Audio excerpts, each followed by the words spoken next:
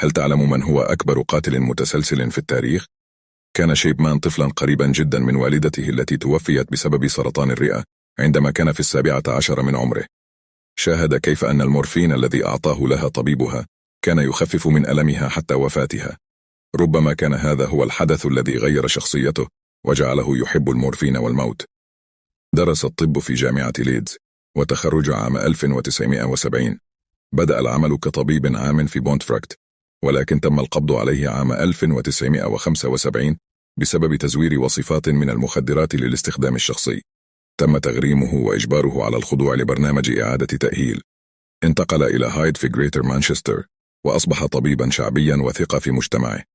كان يزور مرضاه في منازلهم وكان يظهر اهتماما بحالاتهم، لكن خلف هذه الواجهة كان يقوم بحقن مرضاه بجرعات قاتلة من المورفين أو الديامورفين الهيروين، ثم يزعم أنهم توفوا بشكل طبيعي.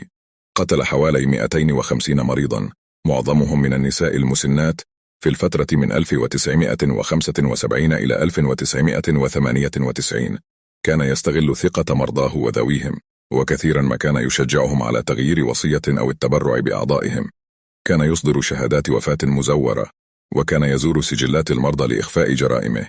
شكوك حول شيبمان بدأت تظهر عندما اكتشف زميل له أن شيبمان كان يصدر عدد غير طبيعي من شهادات الوفاة، وأن معظم ضحاياه كانوا نساء. تحققت الشرطة في شأن شيبمان، ووجدت أنه حاول تزوير وصية إحدى ضحاياه ليحصل على مبلغ 386 ألف جنيه استرليني. تم القبض عليه في سبتمبر 1998، ووجهت إليه تهمة قتل 15 مريضا. في يناير 2000 أدين شيبمان بقتل 15 مريضا، وحكم عليه بالسجن مدى الحياة. تم إجراء تحقيق عام في جرائم شيبمان، وخلص إلى أنه قتل ما لا يقل عن 215 مريضا، وربما يصل العدد إلى 250.